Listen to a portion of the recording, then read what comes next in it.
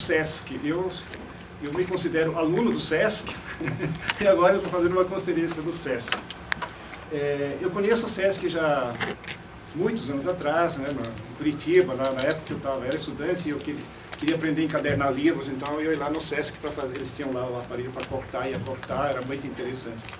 Mas a minha aprendizagem no SESC foi mais aqui no Rio, no início dos anos 1998, 99, eu fiz um curso de gravura lá no SESC da Tijuca, durante 3 anos, com a Luísa Pires Ferreira. Tem uma excelente, talvez uma das melhores salas de gravura aqui, gravura em metal, gravura em madeira, em estilo, aqui do Rio de Janeiro.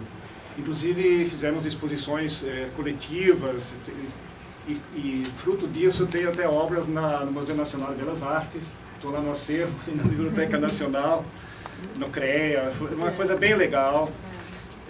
E junto com isso o trabalho do SESC, nós ajudamos na Biblioteca Nacional a identificar originais do Dürer, né, que o pessoal lá da Biblioteca Nacional não sabia qual era a técnica que o Dürer tinha empregado, que ele usava, técnicas distintas, nós ajudamos, enfim. Então eu me considero aluno e portanto é um grande prazer estar aqui com vocês. Um segundo motivo que eu gostaria de salientar, é um prazer também falar sobre Habermas, um autor que me fez sofrer muito até hoje, mas é um autor muito interessante, que, de certa forma, desde os anos 80, quando foi o primeiro encontro mesmo assim, com a teoria, eu nunca mais consegui largar. Não é nem tanto talvez pela teoria de verdade, mas principalmente vamos dizer assim, pelo aspecto da pessoa do Habermas. Inclusive, talvez algumas características vão aparecer aqui. O Habermas, de certa forma, a história de vida dele o levou para a filosofia de uma forma até dramática, né? E a teoria que ele cria é coerente com a própria vida dele, quer dizer, de certa forma é um eco, né? Por exemplo, de uma pessoa que busca, né, uma compreensão, que busca auxílio na teoria, nas ciências em geral e e principalmente na filosofia. Enfim, sem mais delongas, então eu gostaria de começar e alguns elementos que eu gostaria de falar quanto ao próprio, vamos dizer assim, ao próprio procedimento. Eu acho que, quer dizer, é um procedimento, eu vou tentar falar, como eu tentei ajuntar aqui alguns elementos que são assim mais caracterizáveis, que são assim talvez mais compreensíveis para quem ainda não leu Habermas, mesmo que tenha um interesse, quer dizer, tenha ouvido falar. Então eu procurei destacar, não de uma forma superficial, mas de uma forma assim mais concreta. Ficou talvez um pouco ajuntado. Então, e por isso que, se alguém julgar ou tiver uma necessidade de um esclarecimento, ou até de um questionamento, vocês podem me interromper. Não tem problema nenhum. Pois aí a gente vai andando, inclusive até melhor para mim, porque eu posso me situar melhor. E cada um desses itens aqui nós poderíamos ficar falando durante a noite inteira, até mais tempo ainda. Mas eu gostaria de fazer assim um percurso assim que dê para vocês, que traga para vocês alguns elementos realmente importantes da teoria do Habermas e especialmente no sentido da concepção, ou seja, daquilo que ele trabalhou, daquilo que ele conseguiu construir em termos da ética do discurso e a questão da consciência moral, que foi a temática que ele foi colocada, né? Então tem todos esses, vamos dizer assim, essas delimitações, né, que estão aqui presentes. Então esse é um primeiro elemento. O segundo elemento,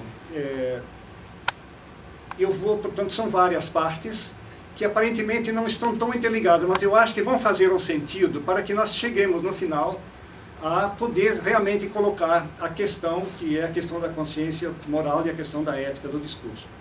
E tem um outro ponto, que eu já falei para alguns, eu tenho um problema de visão, eu só tenho uma visão monocular, então às vezes eu tenho uma certa dificuldade, e uma pequena diminuição auditiva, principalmente para o timbre feminino, então eu pediria que quando fosse falar, não precisa gritar não, mas falar não muito baixo, né? muito baixa. A voz masculina não tem problema nenhum, a voz feminina tem um pouco esse problema. E tem uma outra colocação que eu queria fazer. Para eu não me perder, eu ficar divagando, eu trouxe um texto. E isso também, o próprio Habermas, eu não sei porquê, eu encontrei algumas coincidências. Eu sempre trabalhei mais na pós-graduação, e na pós-graduação você trabalha com textos, então você vai trabalhando e você procura trazer um texto organizado, urdido, né, para que a gente aprofunde a questão. Então, eu sempre considerei que o mais importante é o teor, é o conteúdo. E é claro que eu gostaria também de ter as qualidades, por exemplo, do Luiz Bernardo, que é um orador brilhante. Eu não sou um orador brilhante, né? Não tem jeito. Eu sou um pesquisador, eu pesquiso, eu vou controlando, confrontando, vou lá, como você disse, mexendo na teoria. Então eu vou seguindo um pouco esse texto, inclusive trouxe para vocês aqui. Ele tem vários erros. Ele não está bem informado porque eu fui atropelado, eu tive problemas domésticos, eu não tive tempo físico, né, para terminar, para rever, para deixar bem feito isso, né, para essa conferência. Não deu para fazer o acabamento. Então vocês vão me desculpar muito, peço vênia, né, para vocês. Vocês vão notar várias coisas ali. O computador também, hoje em dia, esses programas novos, eles intervêm, né, e não dá, se você não tem tempo de fazer, você tem que... Acontece isso, enfim. Mas tem um texto aqui que eu vou seguir mais ou menos, quer dizer, seguir até certo ponto, né, que é para mim a orientação. Então, enfim, dito isso, então eu vou entrar, o que eu apresentei, o que eu estou trazendo para vocês. Então eu vou fazer uma pequena introdução sobre um paradoxo, como a questão é da ética em Habermas, então se eu vendo eu sou o paradoxo atual, falar sobre a obra e sobre o autor Habermas, mostrar de que se compõe, porque a gente fala de ética e de moral. O que é isso? Quer dizer, muitas vezes a gente discute, inclusive nós tivemos discussões um ano e meio atrás, lá no IBICT, né, sobre essas questões também de ética do discurso. Eram sessões de 3, 4 horas que a gente fazia na pós-graduação, no doutorado, etc. Mas a gente discute às vezes e a gente imagina que a gente saiba, ou se todos saibam, o que é o mundo ético-moral. Então eu vou tecer algumas considerações sobre o mundo ético-moral, antes de entrar na obra do Habermas propriamente dito. Depois fazer uma pequena introdução sobre qual é o papel da filosofia, como é que a filosofia se posicionou em relação ao mundo ético-moral.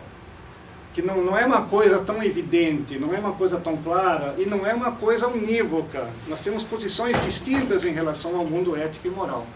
E a partir daí que nós vamos entrar em alguns pontos centrais bem sucintos da ética do discurso. Então como é que o Habermas se posiciona? E aí acho que fica mais claro, dá para a gente entender melhor o Habermas. Ainda mais porque o próprio Habermas, nos seus textos, ele se refere a esses autores, ele toma ideias, ele toma intuições desses autores. Enfim, então eu vou entrar agora aqui naquilo que eu preparei, e vou seguir de certa forma, né? E vocês têm toda a liberdade, né, para fazer observações ou fazer intervenções.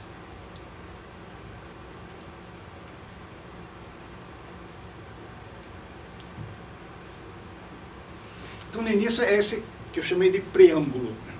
É um preâmbulo sobre um paradoxo. Hoje todo mundo fala de globalização, de mundialização. Então isso é um fato. Quer dizer, há uma década atrás, muitos duvidavam, hoje é mais difícil que alguém duvide disso. Então nós temos uma sociedade em vias de globalização em todos os domínios. Nada escapa a esse processo. E isso significa o quê? Que há uma universalização. Isso que eu queria chamar a atenção. Portanto, não quero entrar em um debate, tem vários aspectos políticos, culturais, sociológicos, até religiosos. Mas eu só queria chamar a atenção, e isso que vai ser interessante para nós, porque esse processo é também um processo de universalização. Ou seja, o indivíduo hoje em dia não consegue mais, é muito difícil, né? Por isso que é global, né?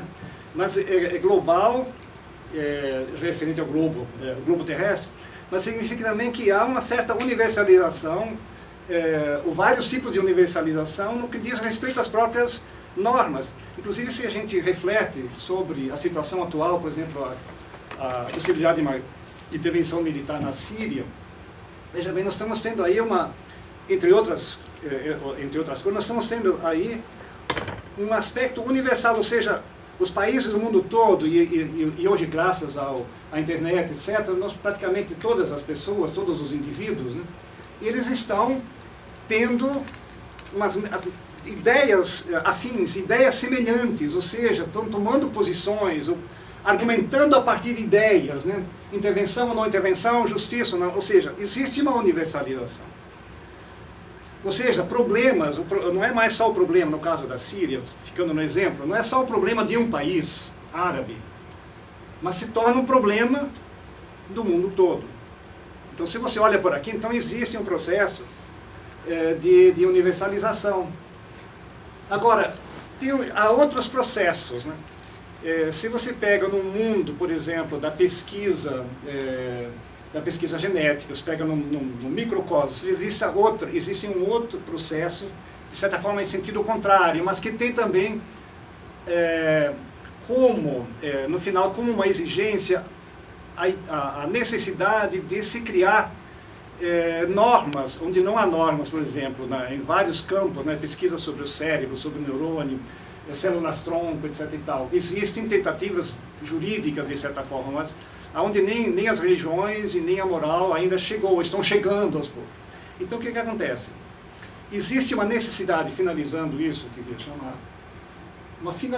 existe uma necessidade urgente de se estabelecerem, de se pactuarem, de se criarem princípios morais ou éticos universais, ou seja, que valham para todo. Nós sentimos essa necessidade. Porém, de outro lado, isso que é o interessante, ao mesmo tempo em que as sociedades hoje se globalizam, se mundializam, nós temos um processo em sentido inverso. Nós estamos vendo que as culturas se diversificam, se fragmentam. Quer dizer, quanto mais existe essa universalização, existe também um processo de individualização. Ou seja, nós temos, basta olhar as tradições religiosas. Você vê, nós temos miríadas de religiões, de crenças, de culturas, e todas elas, etnias, tradições, todas elas pleiteando pretensão.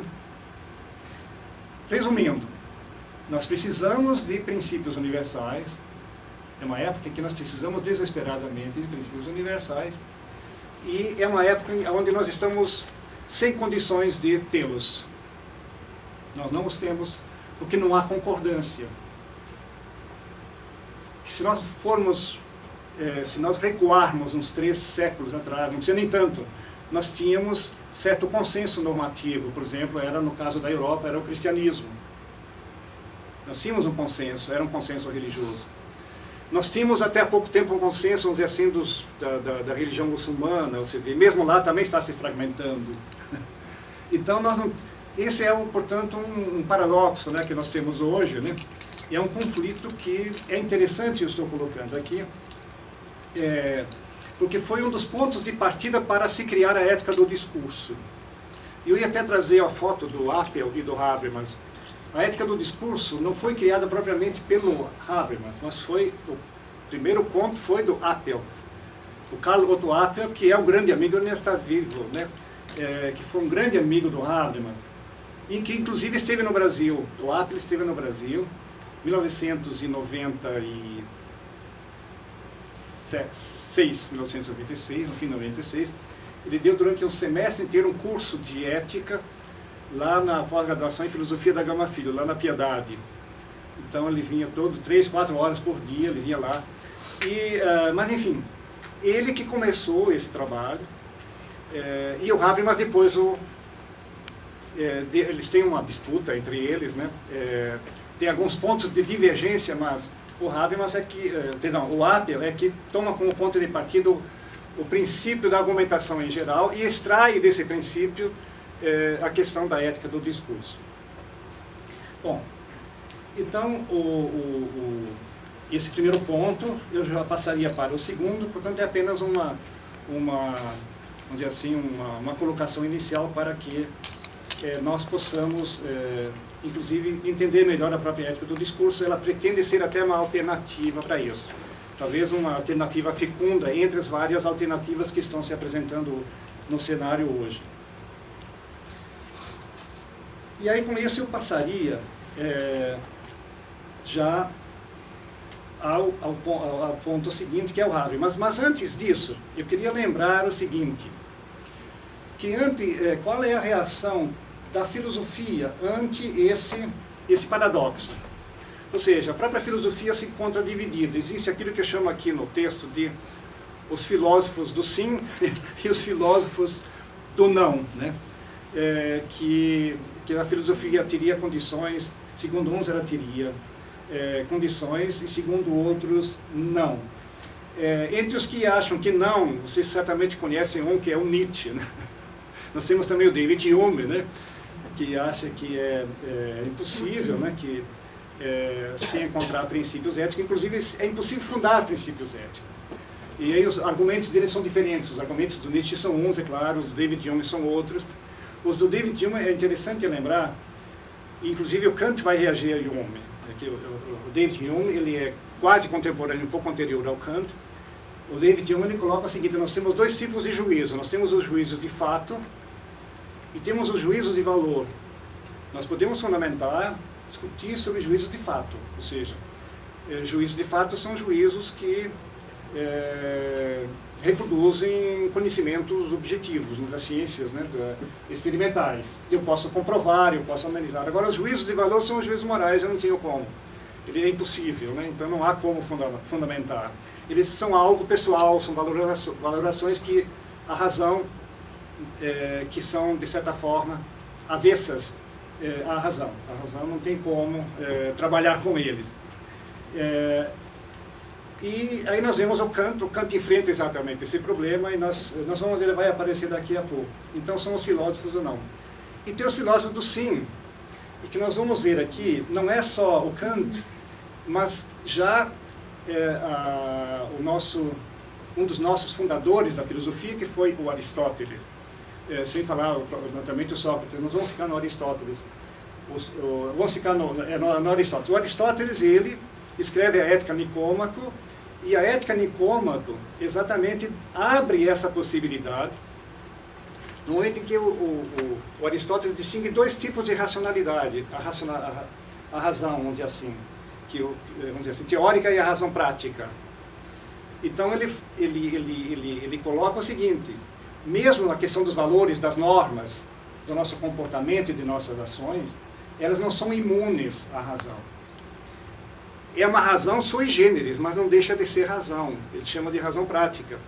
E aí as virtudes morais ou virtudes éticas são virtudes, a principal delas são as virtudes intelectuais, são as virtudes racionais. Inclusive a frônesis, a sabedoria e a frônese são virtudes racionais, portanto são do campo e do mundo ético.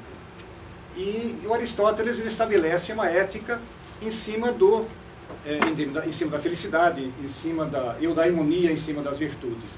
Enfim.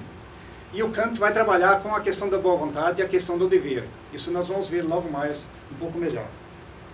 Bom, com isso, eu gostaria de passar agora para o próprio Habermas. Portanto, esse segundo ponto, após esse preâmbulo. Se tiver alguma dúvida, você pode falar, e vamos passar para o segundo ponto. Então, em primeiro lugar, eu queria fazer um aceno para alguns pontos, vamos dizer assim, marcantes da obra e da pessoa do Habermas. Você já sabe, não precisa entrar na parte elogiosa, quer dizer, é um dos autores mais influentes, se não o mais influente da atualidade, que, entre outras coisas, ele até recebeu o prêmio Kyoto, né, que é um prêmio extremamente prestigiado. Eu acho que é o quinto filósofo que recebeu, depois de John Dewey, eu acho que foi o Habermas. Isso só mostra a importância dele. Mas tem outros fatos que são interessantes, que não são tão conhecidos. A última vez que estive fazendo uma pesquisa de pós-graduação foi em 96 em Berlim, e lá tinha o que era o assistente do Habermas, hoje é o substituto dele em Frankfurt, o Axel Honneth. Ele tinha, acho que ele tinha 90 doutorandos, não sei quantos chineses no meio, coreanos, para você ter ideia, só para ver como a universalidade, vamos dizer assim, do trabalho do Habermas. Estavam pesquisando. Então você imagina, então claro que ele tinha vários assistentes para dar conta disso. Mas só para mostrar isso, foi em 96 que aconteceu isso. Então é um autor realmente influente, ele é produtivo, ele é controverso. E um detalhe importante, ele não para de escrever. Você vê no ano passado, então 2013, no ano passado, ele, de certa forma, não é que ele tenha reescrito, mas ele reviu e ampliou um livro clássico dele, Motivos de Pensamento Pós-Metafísico, que está traduzido em português. Então se vê. E a cada ano ele não para, ele está sempre toma parte nas discussões com políticos, com sociólogos, etc. Bom, só queria chamar um fato importante da vida dele, que quando ele, como criança, talvez explique por que ele se dirigiu à questão ao modelo da intersubjetividade. Ele nasceu com defeito, ele nasceu com lábio leporino, e aí com 5 meses fizeram uma cirurgia que teve que ser refeita depois, acho que aos 4 ou 5 anos. Resultado, o Habermas, ele foi uma criança que sofreu bullying na escola, hoje a gente já sabe. Então ele vivia, ele não se comunicava, ele não conseguia falar. Ainda hoje, ele já está com 80 e tantos anos, que pessoalmente ele não é tão brilhante. Ele fala, é uma voz que você tem que, claro, nós temos os meios eletrônicos para aumentar, mas pessoalmente assim ele tem dificuldade ainda hoje de falar. Então ele sentiu na carne o isolamento. Ele não fala isso. Então talvez por isso que ele tenha se dirigido naturalmente à questão da linguagem, à questão da comunicação, que segundo ele é fundamental, porque ele falou, sem comunicação o sujeito reduzir a si mesmo, ele perece, ele não consegue preservar a identidade dele. Ele vai perder. Portanto, a comunicação é necessária para manter a identidade.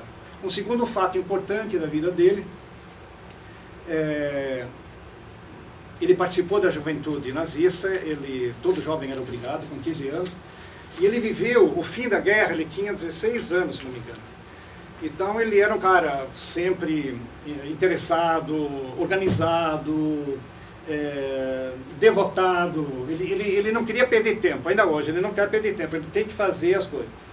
E aí, o problema dele, quando ele descobriu pelo rádio, né, porque durante a guerra a propaganda era outra, era uma, agora a realidade era outra, então ele descobriu pelo rádio todas aquelas atrocidades, quer dizer, os campos de concentração, e então ele descobriu, resumindo, que os pais, avós, eles eram criminosos de guerra. Imagina um adolescente desfazer essa descoberta, isso marca ele profundamente. Enfim, um outro fato importante da vida dele, claro, ele foi para a filosofia, então ele foi buscar essa... E aí ele se encontrou com Apel. Isso é outro fato interessante. Ele se encontrou com Apel em Bonn. O Apel já era mais velho. O Apel é outra figura interessante. Eles se tornaram praticamente irmãos. O Apel era o irmão mais velho do Haber. O Apel, ele foi oficial nazista. Ele esteve na Rússia, ele esteve no Oriente, ele sempre estava na parte da informação. Então ele passou toda a guerra. Então eles vão buscar agora na filosofia, vamos dizer assim, um novo rumo para a vida. Eles se encontram lá exatamente, nunca mais, e deu frutos, né? Essa amizade, que é uma amizade pessoal, mas principalmente uma amizade teórica. O Apel abriu para o Habermas os caminhos do Wittgenstein. O Apel, ele também devorava tudo, toda uma nova visão da filosofia, o pragmatismo americano, porque o Apel, no final da guerra, ele caiu prisioneiro dos americanos, e aí ele tinha, e como oficial, eles colocaram para ele o seguinte: olha, você tem duas opções, você pode trabalhar no campo, é um campo de concentração, não era mais do que isso, você pode trabalhar, limpar, você vai ter um pequeno soldo. Ou você não vai trabalhar, aí você só recebe a comida para não morrer. E o Abraham respondeu, não quero trabalhar. O que ele fez? Ele fez com os oficiais americanos, ele fez um escambo, ele falou, você me ensina inglês e eu te ensino ali. Então, com isso, ele conseguiu, porque os americanos queriam saber russo, que ele tinha aprendido russo, que ele tinha entrado na fronteira. Então, ele ensinava russo e aprendia inglês, e com isso ele tinha a comida garantida, não morria de fome. E aí começou a ler toda a filosofia americana. Portanto, ele saiu daquele contexto da filosofia alemã toda fechada, né? Seja em torno de Kant, em torno de Heidegger, em torno de Husserl, e se abriu para o mundo. E por isso que a filosofia do Habermas não é por acaso uma filosofia aberta, né? Porque ela pega as vertentes alemãs, mais importantes, da filosofia da linguagem, do Wilhelm von Humboldt, etc., e pega o pragmatismo americano. Bom, eu já falei, ele foi professor, naturalmente, de Frankfurt, saiu, e um outro dado interessante que eu queria chamar a atenção. O Habermas, e que vai interferir na sua concepção da filosofia. O Habermas tem na alta conta a ciência. Ele não é... E por isso que muita gente acha que ele é muito chato. Até os textos dele não são assim tão fáceis de ler. Só para visualizar, eu até trouxe alguns aqui, para vocês verem. Isso aqui é a primeira parte da teoria do agente comunicativo. Isso aqui eu até ganhei. Tem até uma dedicatória dele que ele me deu. Claro que está todo meio esfacelado, né, que eu trabalhei isso desde aquele tempo. É a primeira parte, são 2 volumes desse tamanho. Então é todo um diálogo, tudo que há de importante na área da ciência, da filosofia, ele dialoga. Então ele sempre valorizou a ciência. E, inclusive, e por isso que ele perde tempo, ele não se interessa tanto, ele escreve bem também, mas ele não se interessa tanto para fazer um discurso bonito. Tem muitos filósofos, os franceses têm um pouco isso, eles gostam de fazer um discurso bonito, empolgante, ele empolga, né, a plateia, mas não tem depois, vamos dizer assim, não tem aquele substrato, né, da ciência, não tem base objetiva. E o Habermas faz isso, tanto que em 71,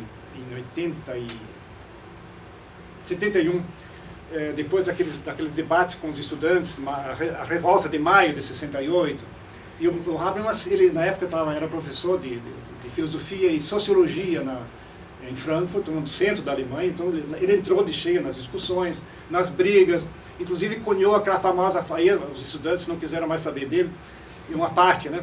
Ele cunhou aquela famosa expressão, imperialismo de esquerda.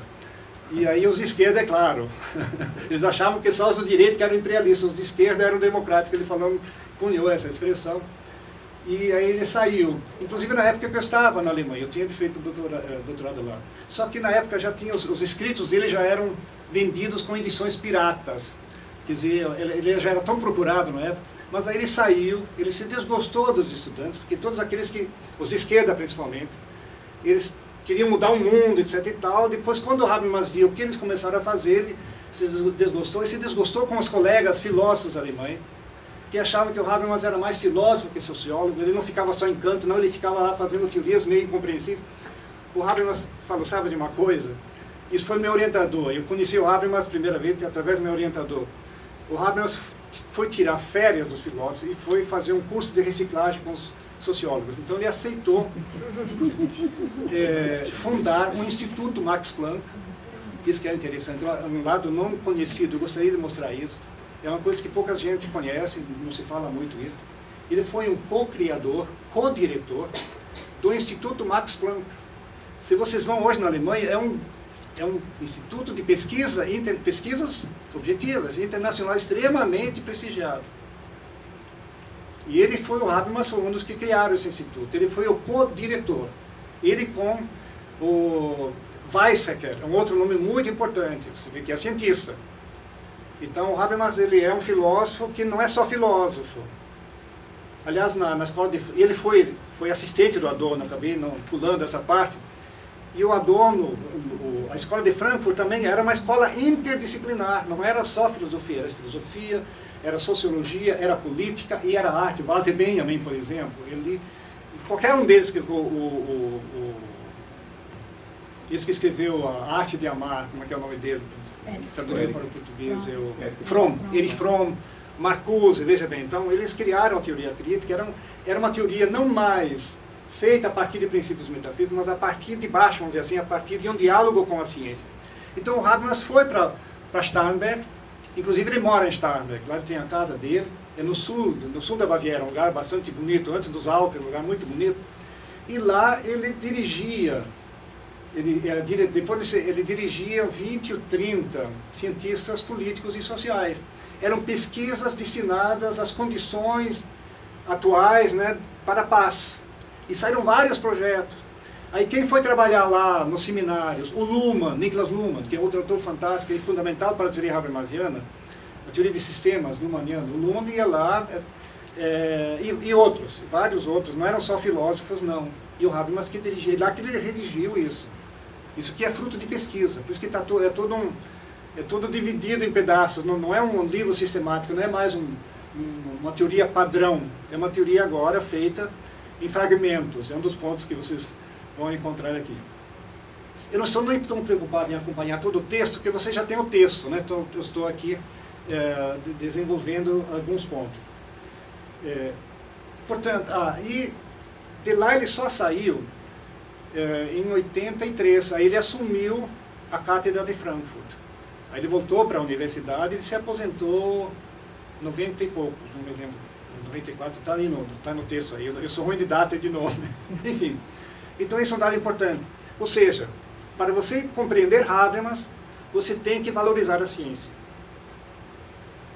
E aí, por isso que a última parte da minha comunicação trata da psicologia do desenvolvimento do Kohlberg, que é um centro de pesquisa. E o Kohlberg, ele era amigo, um filósofo Kohlberg. Portanto, o Kohlberg, ele vem da psicologia que busca a filosofia e encontra em Habermas pontos de apoio para desenvolver, e o Habermas que encontra em Kohlberg, que desenvolve esse esquema dos níveis, do desenvolvimento dos níveis de consciência a partir do Piaget, da escola piagetiana. O Piaget vem antes, o Kohlberg, ele é discípulo do Piaget. E aí não é que haja uma concordância, mas há uma série de convergências, né, entre esses esquemas de pensamento. E esses níveis do desenvolvimento da consciência, eles auxiliam a compreender a ética do discurso. Porque a ética do discurso, ela trabalha com a possibilidade do nível 6, da fase 6 do nível pós-convencional. Inclusive o Apple, que eu falei, ele esteve aqui, esse curso que ele deu de ética para as pós-graduações, veio gente de fora, de Minas, São Paulo, não era só do Rio não, veio muita gente aqui no Rio. Ele falou exatamente, trabalhava sobre a possibilidade de se chegar ao nível 6. Isso nós vamos ver depois, espero chegar lá. Bom, eu acho que com isso nós temos uma característica, vamos dizer, uma caracterização, eu acho que razoável, né, do Habermas.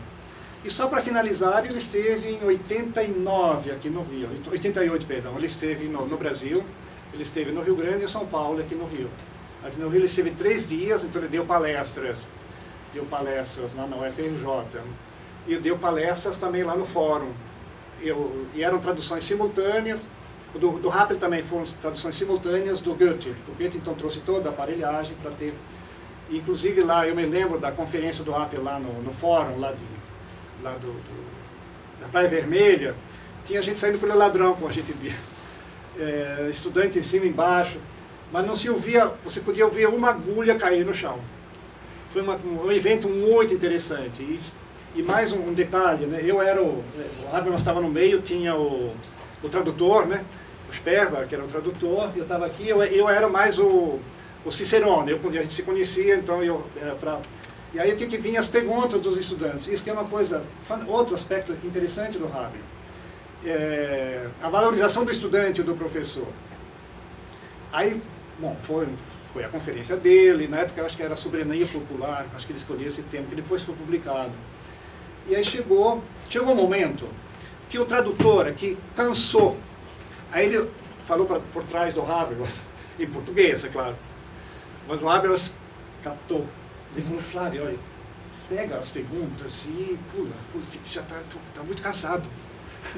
Aí o Habermas, ele falou em português, mas o Habermas percebeu. Falou, não, deixa vir todas aqui, todas, eu quero responder todas. Não vou deixar nenhum estudante sem a resposta. Isso é outra característica do Habermas. Não deixou, e aí o Sperber ficou, eu olhei para o Sperber, tá vendo?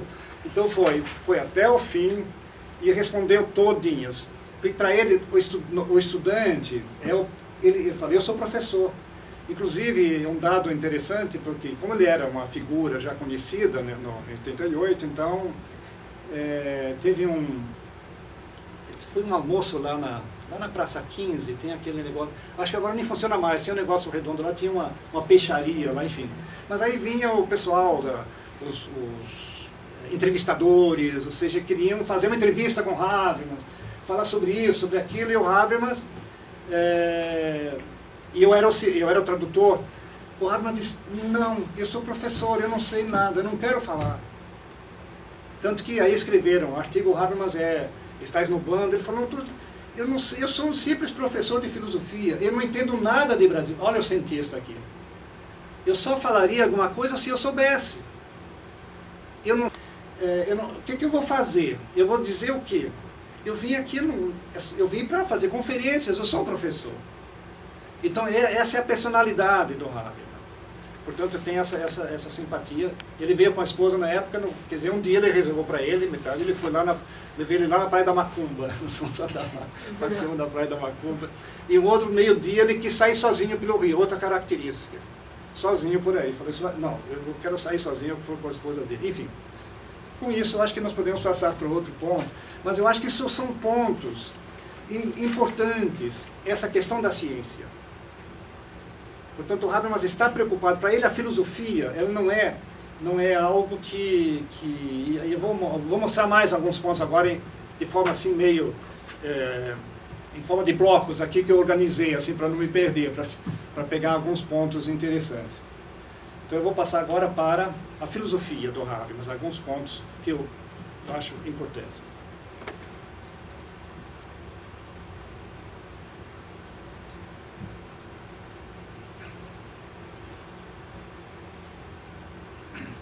Então, um ponto fundamental, o grande trabalho que ele tem, desde talvez o trabalho maior que o Habermas teve, talvez a maior conquista dele, a virada que ele conseguiu na filosofia, foi de ter conseguido tirar a filosofia de um paradigma e conseguir pensá-la num outro.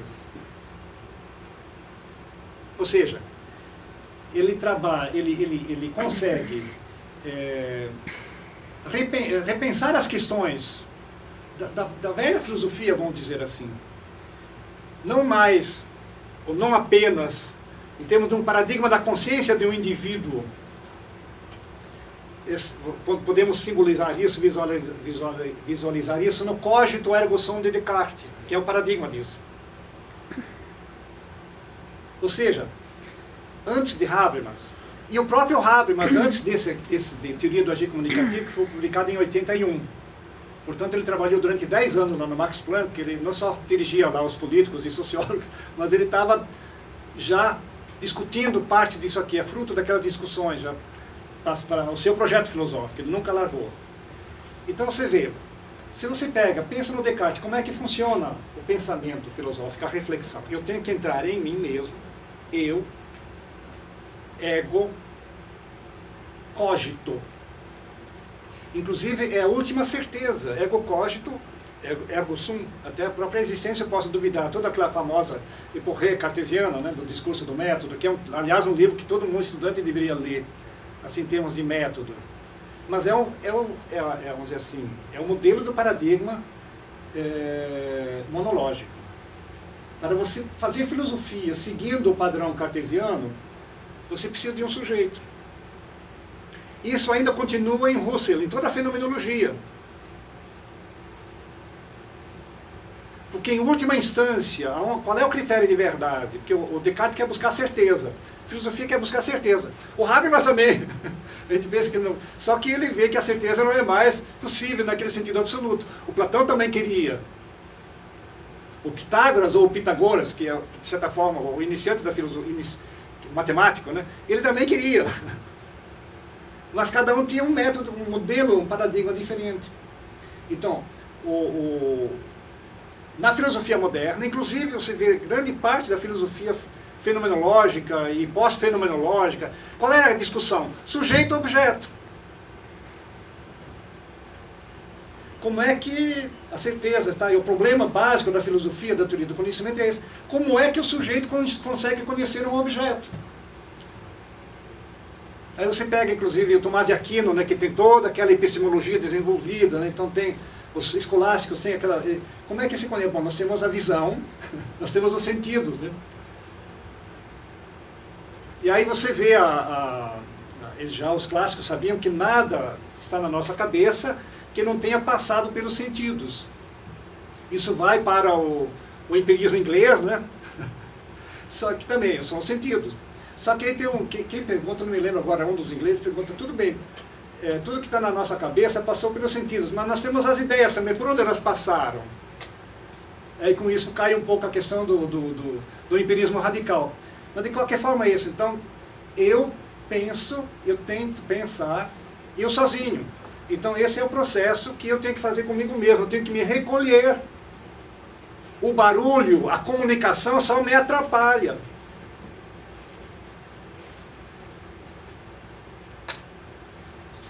É da gente pequena, é da gente lá, é do povão, só me atrapalha.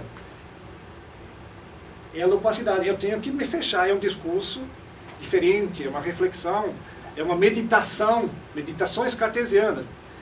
Em Kant nós vamos ter a mesma coisa, semelhante, só que o Kant ele coloca em outros termos. É a consciência transcendental. O Kant ele parte de um princípio radical, vamos dizer assim, absoluto, que depois o Hegel vai tematizar de uma forma bem clara.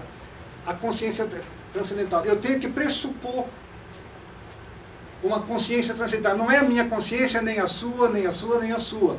É uma consciência anterior a qualquer ação de conhecimento que nós possamos pensar, a qualquer tipo de atividade que nós possamos desenvolver. E essa consciência que é o critério, né, que é o parâmetro, né, que é o, vamos dizer assim, que vai ser o tribunal também, da razão. Bom, o Habermas começa a trabalhar com isso, inclusive ele escreveu um livro também, onde ele começou a ser conhecido, quer dizer, mais, né, na época foi Conhecimento e Interesse, que é feito na perspectiva da fenomenologia. O Habermas ele se aprofundou na fenomenologia, ele fez um trabalho muito interessante, inclusive tem uma crítica a Russell, ele tem uma tréplica, enfim. Mas aí ele vai, em Conhecimento e Interesse, ele vai procurar como é que eu vou superar, vamos dizer assim, as aporias em que a filosofia do sujeito se encontra, que todo mundo via, não tinha mais como desenvolver a filosofia, quer dizer, ficava enredada nisso, a questão do sujeito e objeto. E ele mesmo, ele pensa ainda nesses termos, quer dizer, a teoria, toda a obra do Adorno, a obra do Horkheimer, a obra do Marcuse, a obra do Benjamin, estão todas ainda vertidas em termos da filosofia do sujeito, estão no paradigma do sujeito. Eles pensam no sujeito que conhece. E isso vai dar em quê? Vai dar em que você só consegue descobrir um tipo de razão. Quem finaliza, quem tematiza esse processo muito bem é o Max Weber. O Max Weber na questão o que é a razão, o que é racional. Racional é algo que nós temos que colocar em relação a um fim. Então é uma racionalidade meio-fim, é uma racionalidade teleológica, perdão. É uma racionalidade teleológica. Em Conhecimento e Interesse, o Habermas ele queria fazer uma crítica, ele queria mostrar que toda a ciência, veja bem, olha o problema da ciência ali. Ele queria mostrar contra o positivismo na ciência, porque o que acontece? No âmbito da ciência, ou seja, da filosofia da ciência, existem filosofias e filosofias da ciência. Existem filosofias ruins da ciência, nem todas são, elas têm que se fundamentar, mas são filosofias. o empirismo, o naturalismo, etc. Então o Habermas, ele queria mostrar que, no caso das ciências humanas, porque na época se dizia o seguinte, já que está no paradigma do sujeito e objeto, já que somente as ciências empíricas são capazes de descrever algo, elas podem ter um critério de objetividade, e as ciências humanas não têm, a psicologia, a educação, etc. Então as ciências humanas, as ciências sociais, elas não são ciências, ou seja, elas só são ciências à proporção que elas se enquadrarem nas ciências exatas, ou as ciências da natureza. E aí deu um debate famoso, positivismo na sociologia alemã, entrou aí o Popper, né, entrou aí o Adorno, entrou o Habermas, etc. e tal, discutindo isso. E o Habermas, desse debate todo, ele levou uma série de ideias. Aí ele tentou o seguinte, ele falou, eu vou fazer uma crítica do positivismo. Ele ia ser 3 livros, acabou ficando num só, porque ele falou, o próprio positivismo já estava fazendo a sua crítica. Mas o que ele tentou fazer em Conhecimento e Interesse? Tem 2 capítulos finais, ele vai falar da psicanálise freudiana. Então ele diz, o que é a psicanálise? A psicanálise é um processo de análise de quê? O que a psicanálise analisa? Analisa sonhos, analisa projeções do inconsciente. E eu estou simplificando naturalmente um pouco, só para mostrar o problema. E sonhos e projeções não são nada objetivo, ou seja, na hora em que você trabalha o sujeito e o objeto da psicanálise é a emancipação do sujeito. Quer dizer, a psicanálise ela está voltada para que o sujeito se liberte de uma série de elementos de projeções, enfim. E aí ele toma a psicanálise como paradigma da filosofia. Veja que legal. Você vê, o Habermas é um filósofo que funciona, ele está no laboratório, ele está fazendo testes com teorias de fato. Ele não só lê o livro, lê Kant, vou repetir Kant, não, ele entra como lê também um cientista, ele arregaça a manga, ele vai na psicanálise, estuda a psicanálise, e vários textos, é claro, várias pesquisas nesse âmbito, ele tem, é um CDF, né, talvez inigualável, né, não existe outro, talvez não jamais apareceu um que tenha tanta capacidade de ler tanta coisa, né, para chegar lá, enfim. E aí, mas só que ele chega no fim, aí o Apel, na época, ele e o Apel sugeriu, quer dizer, uma ideia que ficou clara, e que ele vai mostrar, que toda isso ele pega da fenomenologia, uma ideia que o Russell colocou no início, que depois não conseguiu fundamentar, que toda ciência, qualquer tipo de labor científico, qualquer tipo de pesquisa, sempre brota, ela não brota do nada, ela não é algo que tem um sentido por si mesma. Ela sempre é fruto, sempre é consequência de algum interesse humano.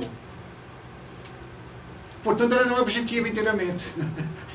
Veja só, tem elementos de consciência, aquilo que o Russell diria, mas o Habermas nessa época não desenvolve também. A pesquisa científica, ela não é pura pesquisa. Ela sempre se dá dentro daquilo que vamos chamar mundo da vida, um termo-chave do Habermas, que ele pega do Russell. O reinterpreta, o alarga, né? Mas é o conceito do Russell. Ou seja, qualquer pesquisa, em qualquer laboratório, você vai encontrar lá pessoas que formulam, que fazem testes. E, inclusive, hoje isso fica mais fácil de ver. Hoje seria fácil de demonstrar. Você vê que as pesquisas são feitas para quê? Para encontrar algum elemento, alguma substância que permita a cura do câncer. Então você vê, o que é o câncer? É um problema da vida. Ela está feita, então ela não é uma coisa puramente objetiva, ela tem algo, e para você chegar à verdade daquela pesquisa, você tem que comunicar com outros, você tem que entrar em argumentação, você tem que publicar a sua pesquisa, senão ela não é científica, ela não é verdadeira, ela só vai ser depois que ela passar pelo crivo, né, da comunidade, né, perspectiva, inclusive de um debate, às vezes até a nível internacional, enfim. Aí só que ele é um primeiro projeto, ele vai chegar a um outro paradigma no momento em que ele começa a trabalhar com o Wittgenstein. E aí isso é um aspecto interessante, porque o Habermas diz o seguinte, aqui é o sujeito e o objeto. Ou vamos supor, eu, sujeito e objeto. Quero tomar essa água, vamos colocar direto aqui. Sujeito e objeto. Então, aqui, se eu ficar nesse paradigma, eu jamais vou chegar no outro. Não tem como. Ele fala, aí ele começa a pensar, é necessário pensar num outro tipo de elemento, né, que possibilite sair desse contexto. Ou seja, um contexto de intersubjetividade, que é um problema do Heidegger e é um problema do Husserl. É um problema, o Kant também já fala da questão da intersubjetividade. O Hegel, então é claro, o Hegel, que é um autor fundamental também para o Habermas. Mas só que o Habermas vai... Aí ele se aprofunda na fenomenologia e ele vai descobrir que o conceito de intersubjetividade, que a toda hora aparece na fenomenologia, inclusive tem um livro que vocês talvez já ouviram falar, que é o Alfred Schutz, né? A questão do mundo social, né? Um autor muito conhecido, né? Inclusive para o pessoal da área de ciências sociais, né? Inclusive no Brasil. Muito, na época da UFRJ, tinha a colega Creuza Capaldo, né? Que trabalhava com esse conceito. Mas só que o conceito de intersubjetividade do Husserl, do Schutz, é um conceito de intersubjetividade que é formulado pelo próprio fenomenólogo. Não é uma intersubjetividade real, entre aspas. É uma subjetividade que eu bolo. Inclusive tem um outro texto lá, importante, que é um livro chamado O Eu e o Tu. O nome do filósofo não me lembro. Também muito interessante, do diálogo, O Eu e o Tu. Martin Buber. Eu não me lembro agora. Enfim. Buber. Mas também é a mesma coisa. É sempre... O Levinas também, outro filósofo francês, ele também fala da alteridade e tudo, do Heidegger. Mas sempre ali é uma intersubjetividade pensada a partir de um ego que pensa. É o ego que pensa. Paradigma do sujeito. Quando é que as coisas mudam? O Habermas vai dar um curso lá na Inglaterra, não me lembro a hora, eu acho que é Princeton Lectures. E aí é um curso em 5 aulas, onde ele vai falar sobre a fundamentação da sociologia na linguagem. Porque ele tinha não só estudado os filósofos tradicionais, ele tinha estudado toda a filosofia anglo-americana, os pragmáticos, o Dewey, inclusive enfim, toda... É muito difícil você acompanhar, mas ele tinha encontrado uma outra possibilidade, e nesse curso que vai aparecer. Aí ele volta ao Wittgenstein. O que o Wittgenstein tem? Um conceito de filosofia não mais metafísica. O Wittgenstein não está mais amarrado. Tudo são parte de ensaios, peças, fragmentos. Mas o conceito importante do Wittgenstein é o seguinte: é a questão do jogo. O jogo é algo do mundo cotidiano, é algo da linguagem. O Wittgenstein, ele abre essa perspectiva porque ele não pensa mais nessa questão sujeito, já mudei o objeto no livro, sujeito, objeto, mas ele pensa a linguagem. A linguagem que no contexto da filosofia do sujeito, ela era sempre vista apenas como instrumento, como meio. Inclusive na época dos escolásticos, apareceu lá uma filosofia, Occam, ele trabalhava com a linguagem. Então ele criticava os escolásticos, dizia, a linguagem, a questão era simples flatus vocis. Na época todo mundo falava latim. O Descartes foi o primeiro filósofo que escreveu um livro em vernáculo, em francês. Até ele, os primeiros livros do Descartes são em latim ainda. Era o normal na época escrever em latim. Então o Occam diz, olha, ele relativiza a questão da linguagem. Em Wittgenstein não, ele começa a trabalhar com a linguagem como se fosse, de certa forma, ele não usa essa palavra, mas eu uso essa, como se fosse um medium. Então a questão do sujeito e do objeto fica no segundo plano. Então, tanto ele coloca a linguagem em primeiro plano. E o jogo? Ele pega o jogo de xadrez. Então como é que, vocês, acho que grande parte de vocês sabem o que é o xadrez. Aliás, um jogo excelente para desenvolver a inteligência, a estratégia, o raciocínio.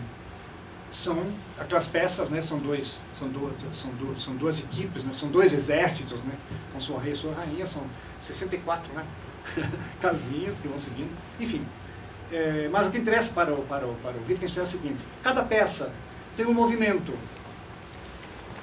O cavalo tem um movimento. O peão tem um movimento, o bispo.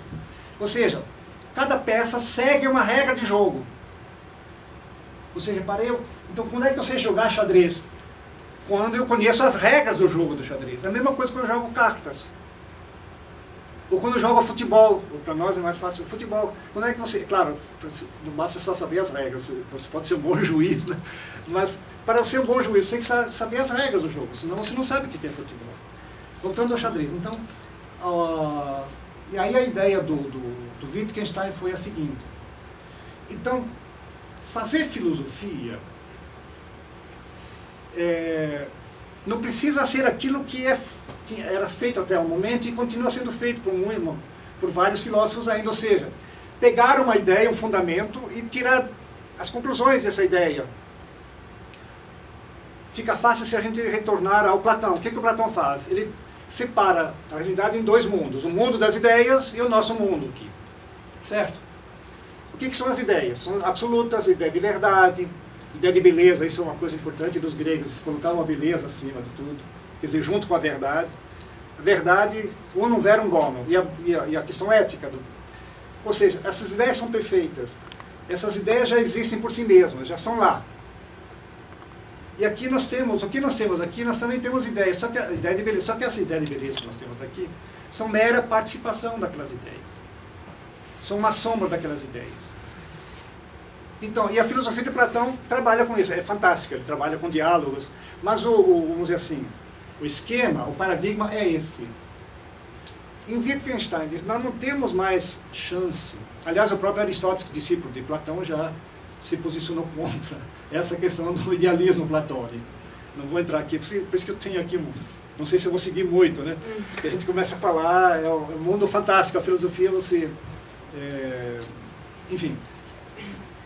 O Wittgenstein pensa o seguinte, se, para eu saber jogar xadrez, significa que eu tenho que conhecer as regras que mantêm esse jogo funcionando. Então, se eu posso pensar a filosofia também como um jogo. É um jogo, sim, um jogo de linguagem. Filosofia é linguagem, é logos. Legen, é logos. Nada mais do que isso. Aliás, essa ideia não é nova. Vocês vão em Tomás de Aquino e vai dizer que a filosofia é linguagem, é logos.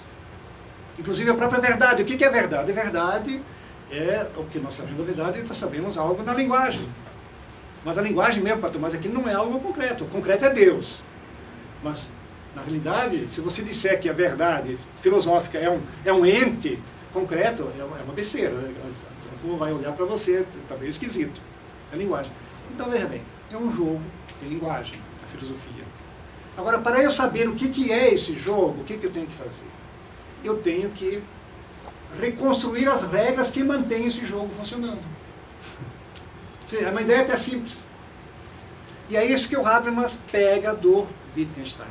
Agora, o Habermas vai além. Isso que eu acho fantástico isso, quando você pega um pesquisador, um intelectual, ou seja, lá um artista, que pega uma ideia do outro, a gente sempre começa com algo e vai para frente. Isso é muito interessante. Então, o Habermas faz o seguinte. Aqui nós temos, para manter esse jogo funcionando, você não depende de um sujeito, não. Existe um que ataca, outro que defende. São dois, vamos dizer assim, dois sujeitos que mantêm esse jogo funcionando. Ou seja, é uma intersubjetividade que eu tenho que pressupor, para entender o jogo de xadrez, eu tenho que pressupor um tipo de intersubjetividade que não é concebida por um fenomenólogo, não é concebida por um deus, ou sei lá, por um filósofo meio maluco, não é. Já é uma intersubjetividade antiposta. Qualquer jogo.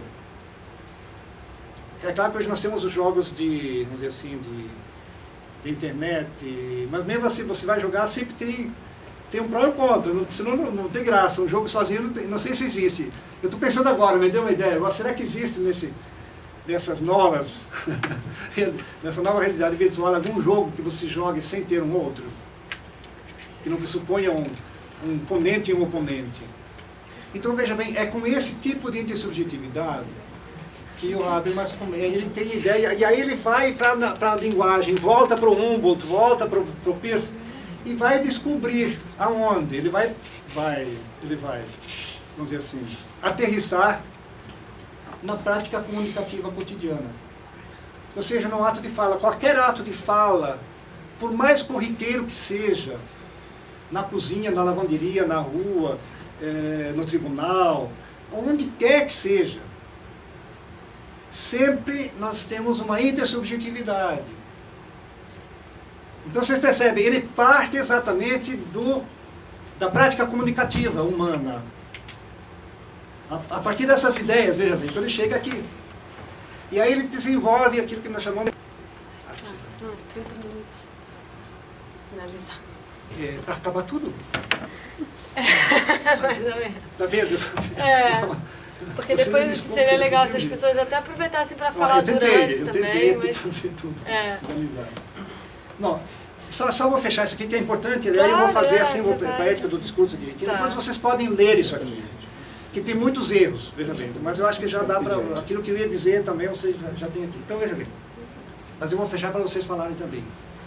Então ele pega a prática comunicativa cotidiana e começa a analisar que aliás, isso não é ele novamente se apoia em outros pesquisadores, principalmente a teoria dos atos de fala ingleses e americanos. O John Austin tinha escrito, e o Habermas está sempre de faro ligado, How to do things with words. Desculpe a minha pronúncia, eu não sou lá muito bom também na pronúncia inglesa, eu leio, mas não sou falante.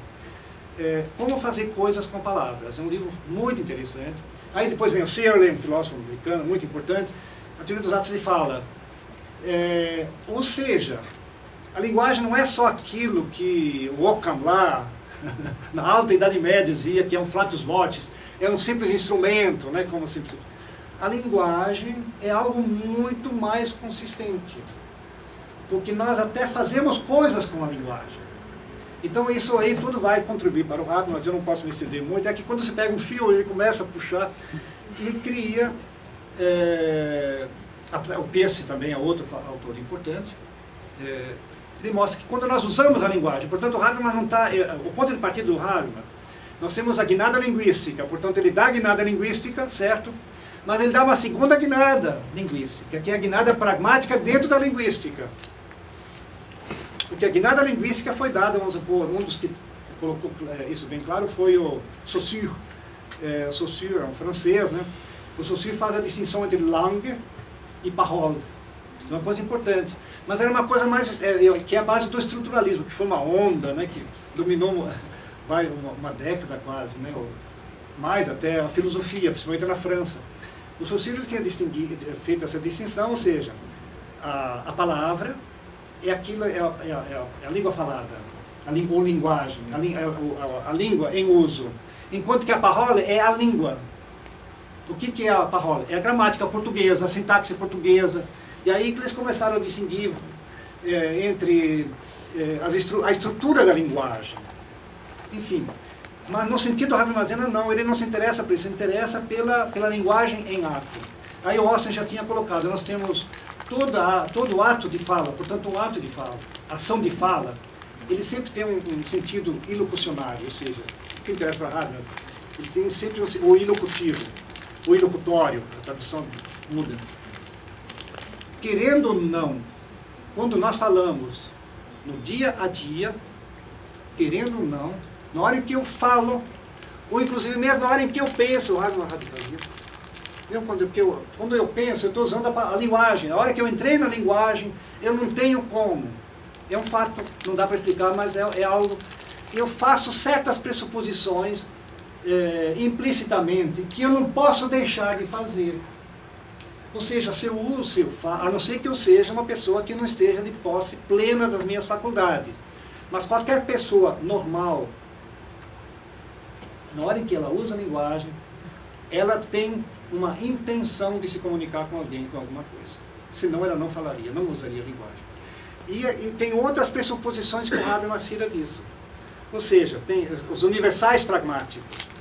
Ou seja, na hora em que eu falo, eu posso falar sobre várias coisas. Eu posso falar sobre o mundo dos objetos.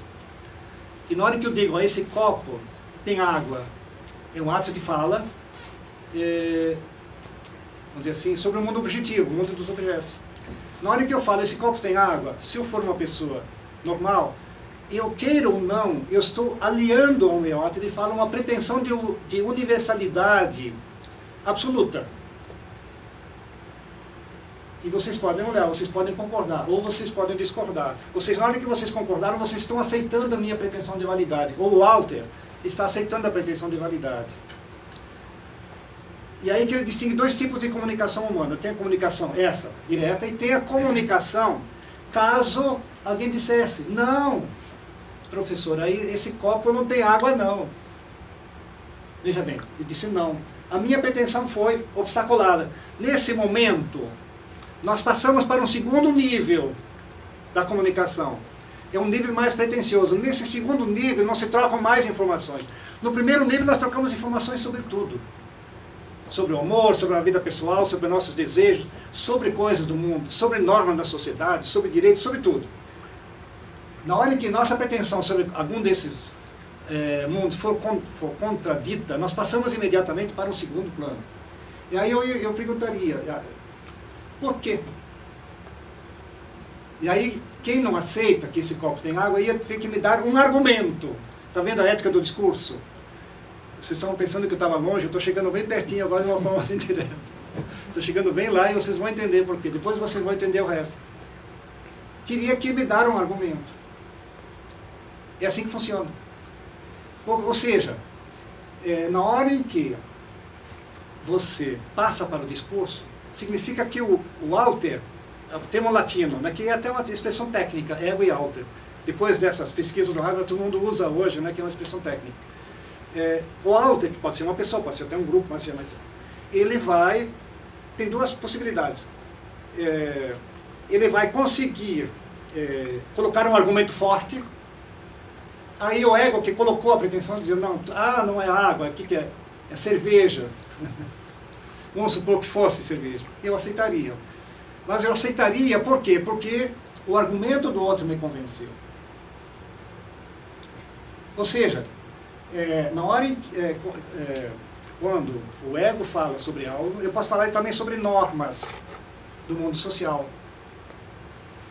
Nós podemos seguir normas, podemos definir normas, e podemos aceitar ou não. Mas na hora em que o alter não aceita, por exemplo, a norma proposta por um ego, o alter tem que dizer não, pronto, já não há mais o diálogo, propriamente dito assim, passa-se para uma argumentação, um discurso. Aqui nesse nível não vale mais a pessoa desaparece. Não existe mais um ego, um alter pessoal. Existem agora argumentos que estão... É uma arena, o Habermas usa essa imagem.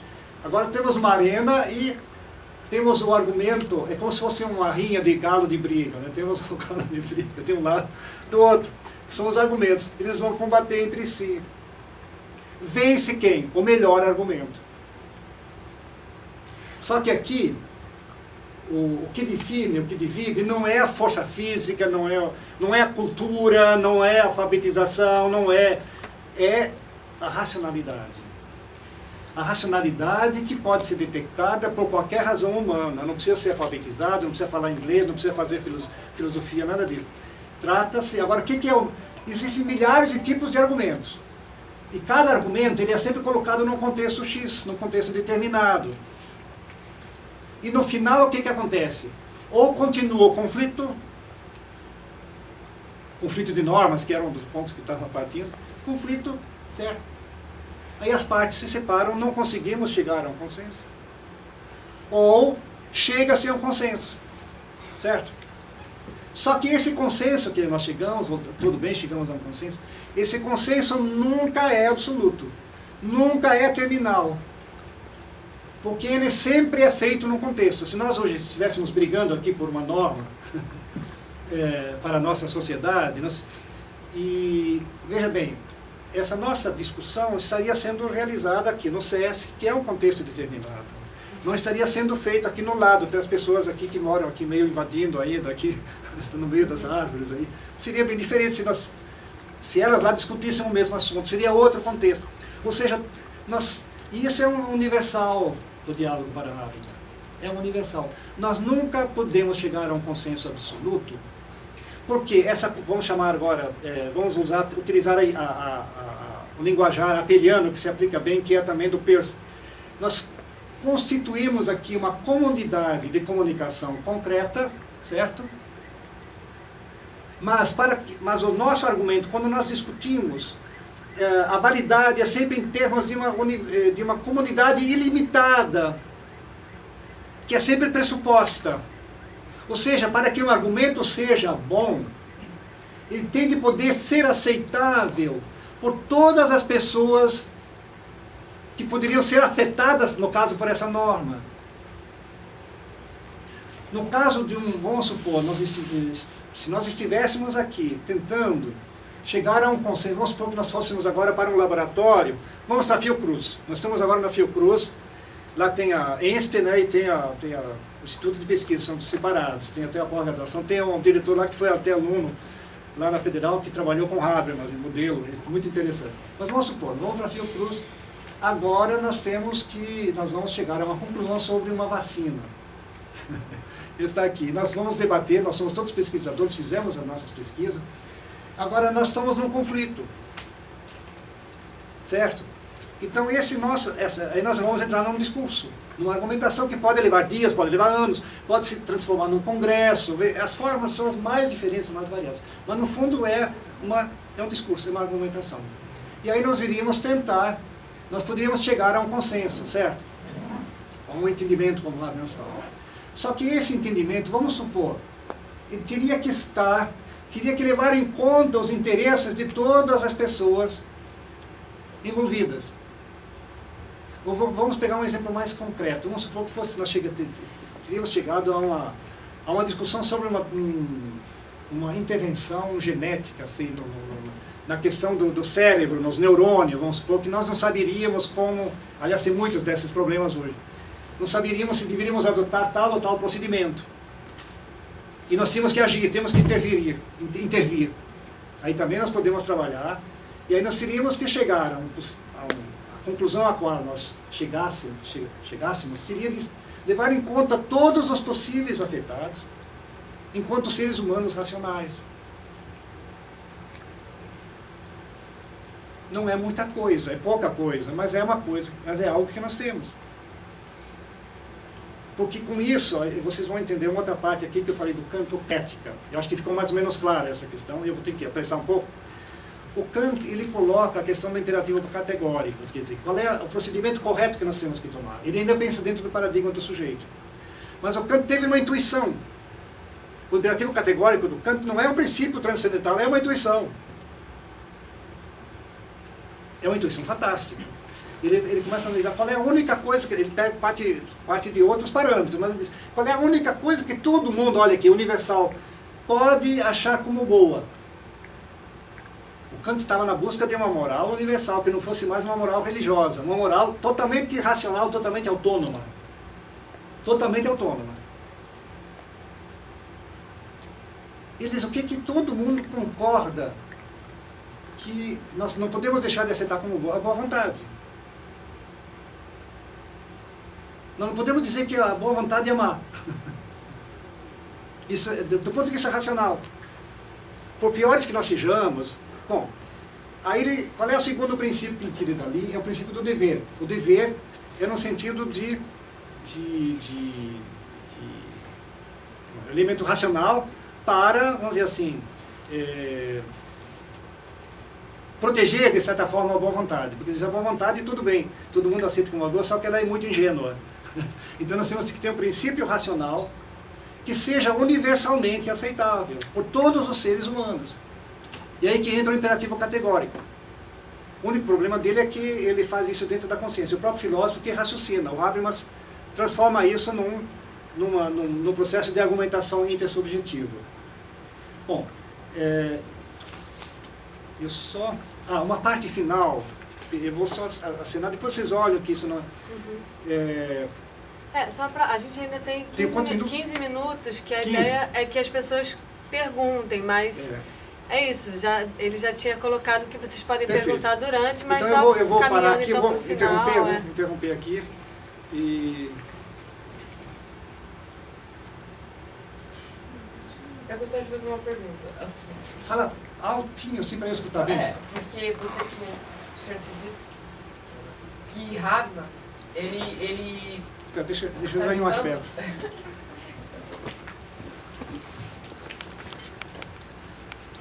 Pode falar. O senhor tinha dito que Habermas, por meio da linguagem, é que ele entendia. Foi esse paradigma que ele quebrou, que antes na fenomenologia a gente entendia o sujeito contra o objeto. Né?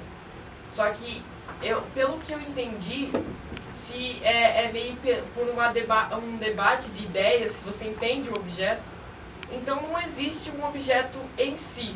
Não existe aquele, por exemplo, aquele copo de água ali, se alguém disser que aquilo lá não é um copo de água, e ele for, a ideia dele for melhor assim, no debate contra a minha, então aquilo ali não é um copo de água mais. É isso que ele dizia? E não é. Não é interessante, é um problema muito interessante. Porque para você dizer que isso aqui não é uma garrafinha de água, você tem que me dar um argumento. Porque na hora que você fala assim, ó, isso aqui não é um copo de água, você está falando, você usou a fala, você é o ego, no caso eu sou o alter. E as posições se invertem. Por isso que não tem um ego, não é mais, é radical. Pouca gente entendeu isso do Habermas. A teoria do agir comunicativo, ela é feita na perspectiva de um alter, não na perspectiva do ego. Por isso que poucos entendem a questão do consenso, acho que é um consenso, não é isso não. Na hora que você me diz, isso aqui não é água, você agora, você querendo ou não, se você for, a não ser que esteja brincando, quando estiver fazendo brincadeira é outra coisa, né? Você pode fazer um xiste, daí você diz o contrário do que você pensa, mas isso é outro assunto. Nós estamos falando agora vamos dizer assim, de algo sério. Nós fazemos essas coisas também, mas na hora que nós queremos... Aí se você estiver realmente bem intencionado, então você tem uma pretensão de validade. A sua pretensão de validade é absoluta, porque é uma coisa objetiva, é absoluta. É assim ou não, não tem alternativa. Isso aqui é, você diz, não é uma garrafa de água. Certo? Tudo bem. Agora veja bem, você falou isso não para a garrafa, falou para mim. Ou você falou para os outros, ou você falou para alguém isso. Ou você escreveu num livro que vai ser lido por outros. Veja, você assume a função de um ego, e esse é para um alter. Na hora em que você lá na Fiocruz está pesquisando uma bactéria, chegou a uma conclusão, você escreveu lá, aquilo não é para você. Claro que é para você. Você pode até esconder, né, usar para vender a forma, criar um laboratório, faturar bastante, enfim. Mas na hora que você escreve e publica, é porque os outros, aquilo significa que você tem uma pretensão de validade. Não tem como. Agora é o seguinte, e eu tinha afirmado que é uma garrafa de água, veja. Então você disse não à minha pretensão de validade. Eu agora vou dizer não à sua pretensão de validade. Eu tenho que, você vê, é um processo. Só que, não é, ou seja, a sua pretensão de validade não foi aceita por mim, ela não foi resgatada. E aí eu tenho que, aí depende do contexto do diálogo.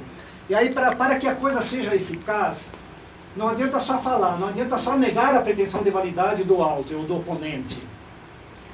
Para que a coisa seja fecunda, você tem que dar um argumento. E aí você vai ter um argumento e eu vou ter outro argumento. Vencerá o melhor argumento. É assim que funciona, no dia a dia, inclusive. Se vocês pegam, eu tenho uns garotos pequenos lá, inclusive a garotada que brinca na casa, eu também atrapalharam um pouco para sair, vocês veem como saísse atrapalhado tudo. Eu fiquei impedido hoje, porque foi eu deixei para o fim, né?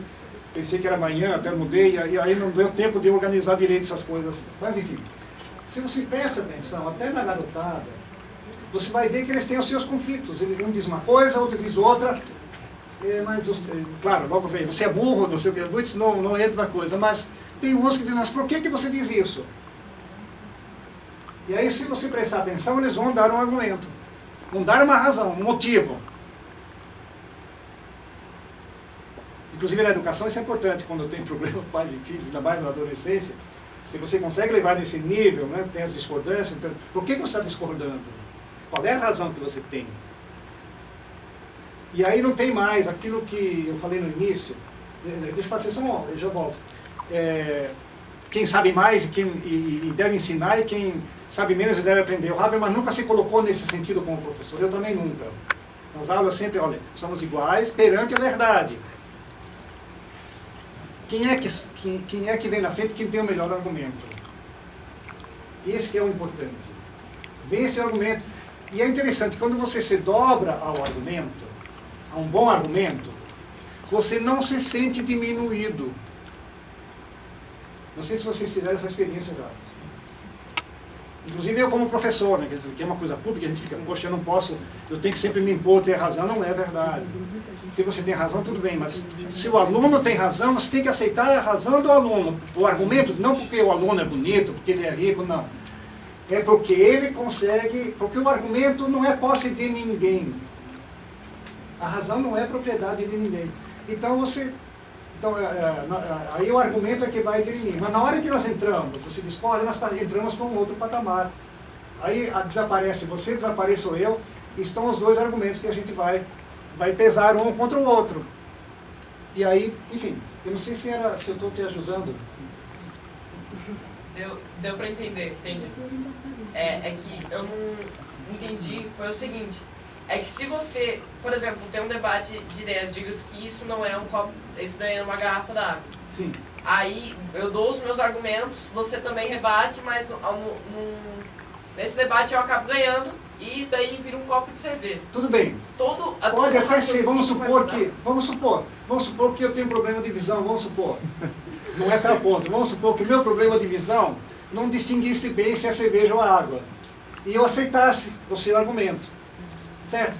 Você sairia. O problema é que todo acordo, ele é sempre contextual, é sempre fático.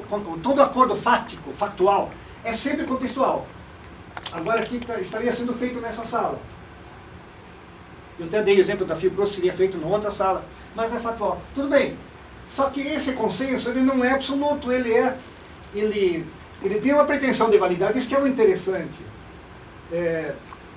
Mas ao mesmo tempo ele é contextual, ou seja, daqui a pouco eu chego lá, pode vir outra pessoa dizer, não, isso aqui é água. Portanto, o seu argumento cai. Aquele consenso foi. E é interessante, nós jamais vamos conseguir chegar a algum consenso sobre qualquer tema, sobre moral, sobre ética, sobre religião, sobre verdade. Por quê? Nenhum assunto, qualquer assunto, arte, religião, filosofia, ciência, nós nunca vamos chegar a um consenso terminal. Por quê? Porque cada um tem sua verdade. Porque fala mais alto. Porque cada um tem sua verdade. Porque fala mais alto. Porque cada um tem sua verdade. Por quê? Cada um tem sua verdade. Cada um tem sua verdade? Não, também. Mas é porque, mas por que cada um tem sua verdade? Porque a nossa razão, que nos permite chegar à verdade, discutir a verdade, ela é extremamente prodigiosa, ela é uma força, só que ela tem um senão. Qual é esse senão? Você está falando dos determinantes para essa razão? Ela é? Ela é meio que determinada. Tudo, como você disse. Fala mais alto, eu tenho um problema de audição, a voz timbre feminino, olha o meu problema. Eu como professor, aí eu tinha que ir, né, eu dava aula de filosofia de direito lá na Cândido Mendes, eu tinha que ir lá no meio dos alunos, olha que coisa, porque o timbre masculino está mais tranquilo. Agora, enfim, fala mais alto mesmo. Eu acredito que seja por conta dos determinantes que você estava falando antes, sabe? Dos determinantes? Porque assim, se está lá no debate de ideias e Sim. aquilo, se chegou a uma conclusão, a um consenso, aquilo lá está dependendo de onde aquilo está sendo feito, enfim, do contexto. E esses determinantes, eles são mostrados até na linguagem. Né? Então eu acho que é por conta deles que não se chegaria a essa verdade, sei lá, absoluta. Não, mas é muito simples, sabe por quê? A nossa razão, ela é tudo que nós podemos falar dela, ela é finita. E por ser finita, ela é falível. Ela falha, ela pode falhar. Nossa razão falha. Por mais que existam pessoas arrogantes que se considerem, eu não erro nunca. A maior mentira que ele está falando. Que a nossa razão é finita. Ela não é infalível. Por isso que nós não podemos ter algo... Tudo que nós fazemos, por mais sólido que seja, não temos garantias de que aquilo seja absoluto. E quem mostra isso é a ciência hoje. Você vê, a ciência está num constante trabalho de pesquisa, repesquisa. E isso que eu achei a coisa mais admirável em Harvard. vamos dizer assim, essa honestidade e essa humildade do filósofo. Por isso que ele diz, o filósofo não tem nenhum privilégio, não tem coisa nenhuma. Inclusive ele muda, outra coisa em relação ao Kant, tem umas coisas interessantes aí, vocês vão olhar. Ele diz, não tem mais aquela questão do tribunal da razão que julga todas as questões da racionalidade. No mundo pós-metafísico não tem. O filósofo ele tem que sentar ao lado da ciência. Inclusive, se você pega a filosofia do Kant, do Russell, inclusive ainda hoje de muitos filósofos, eles vão falar sobre o que é o homem. Quem sabe o que é o homem? É a ciência. Quem sabe o que é o homem? É quem é o neurólogo, é o pesquisador do cérebro. Eles é que estão sabendo o que é o homem. É claro, tem vários aspectos de saber. Mas o filósofo não, ele tem que aceitar o que o médico, ou seja, o neurólogo, ou seja, os que estudam o corpo humano, a psique humana, né? Ou seja, é um trabalho de cooperação. E esse é outro aspecto interessante.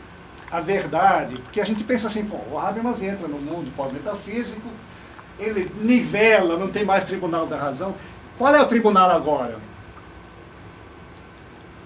É a argumentação, é o discurso argumentativo.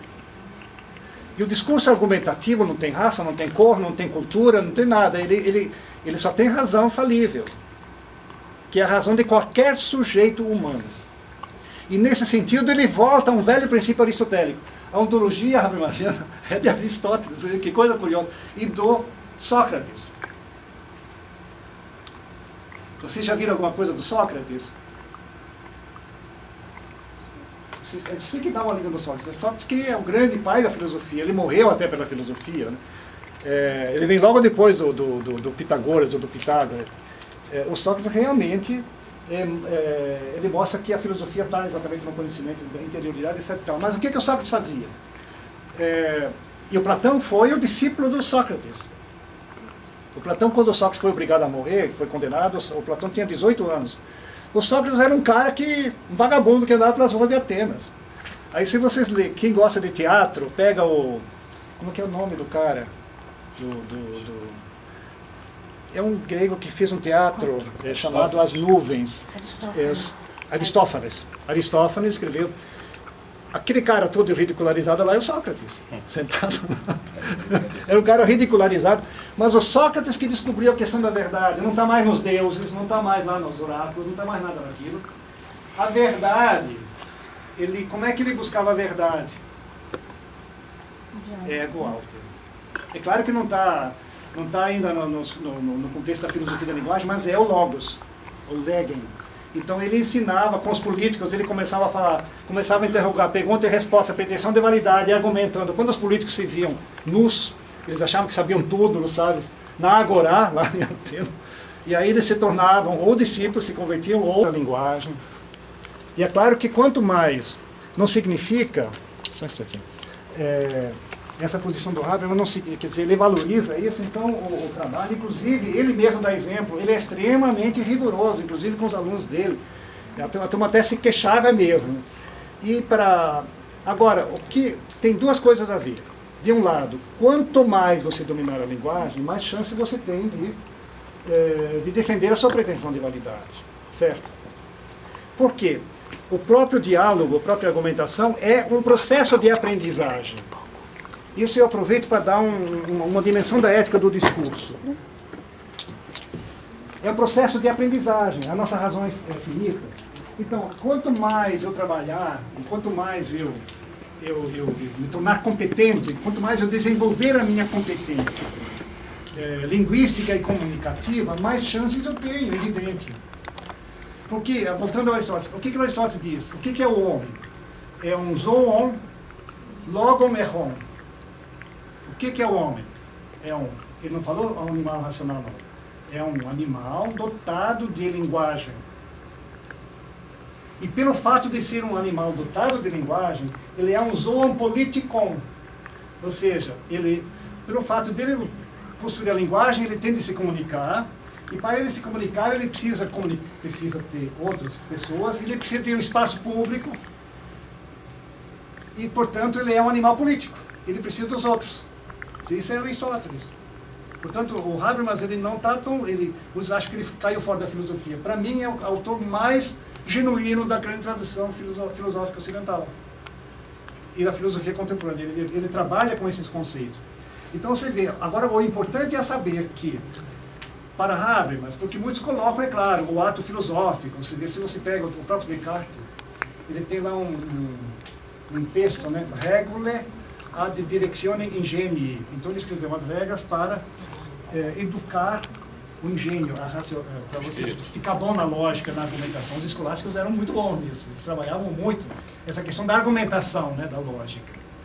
Então nada é contra, pelo contrário, a lógica é fundamental. Mas o mais fundamental é que para Habermas nós não podemos pensar só na lógica pura, vamos dizer assim, como alguns filósofos pensam. Ele parte da prática comunicativa cotidiana. Qualquer ato de fala. Portanto, o ato de fala extremamente trivial entre pessoas simples, até crianças que já têm um certo uso da razão, já seja um ato completo, né? Até os atos mais sofisticados entre cientistas, até os atos de fala do Einstein, vamos dizer assim. De um lado não tem nenhuma diferença. É tudo igual, vamos dizer assim, de um lado. De um lado, quando Einstein falava sobre algo, ele externava, exteriorizava uma pretensão à validade daquilo que ele estava dizendo no momento. E depois ele tentava resgatar com argumentos. A mesma coisa que, vamos dizer assim, um operário que nem é alfabetizado está fazendo lá na obra. Não sei se estão fazendo obra aqui, eles estão lá. Ele tem clareza das suas pretensões. Clareza. Às vezes a gente fica até surpreso, até com pessoas analfabetas. A gente fica surpreso como eles têm isso, mais até do que professores universitários, que às vezes estão lá enrustidos, estão separados artificialmente da realidade e caem fora. Então isso tem um aspecto comum. Qualquer, vamos dizer assim, isso vamos dizer assim, é o universal humano. São os universais pragmáticos. Portanto, Habermas tira as suas ideias da praxis, da prática comunicativa.